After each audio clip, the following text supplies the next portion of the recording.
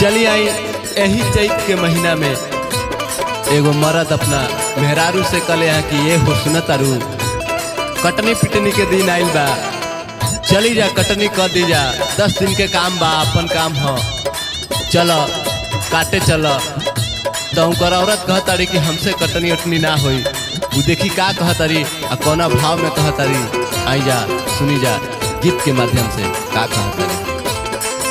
ओइसे जे होई जदी, ओइसे जे होई जदी, राति में खटनिया कर नहीं जाइब पिया, गेहूं के कटनिया कर नहीं जाइब सैया, गेहूं के कटनिया कर नहीं जाइब हम।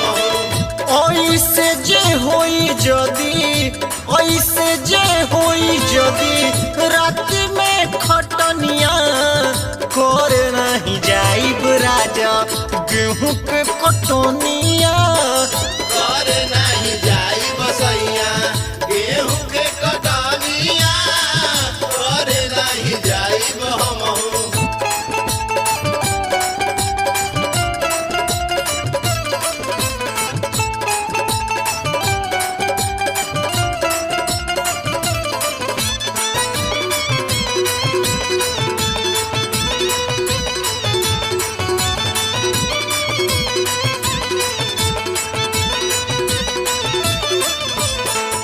करे लगी जन सीजन आइल चैतावा के, लागेला भोर ही में जाड़ हो, लागेला भोरे में जाड़ हो, लागेला भोरे में जाड़ हो।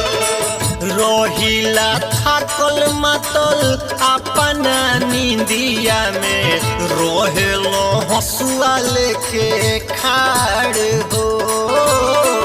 तीसी तेला हनवायब की ना पहुँची खरी हनिया कर नहीं जाइब राजा, गेहूं के कटनिया कर नहीं जाइब सैया, गेहूं के कटनिया कर नहीं जाइब हम।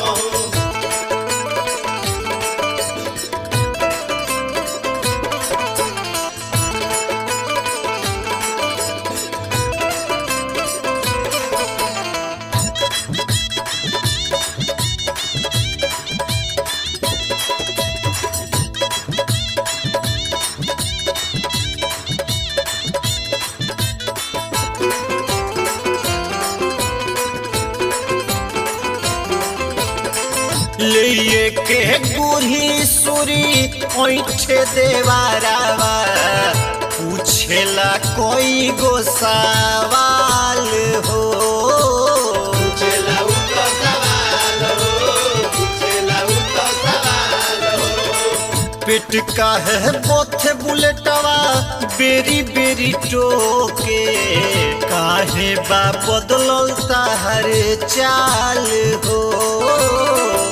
भैया कटनी गाड़ी देले, भैया कटनी गाड़ी देले, ननदी नटिनिया कर नहीं जाइब राजा, गेहूं के कटनिया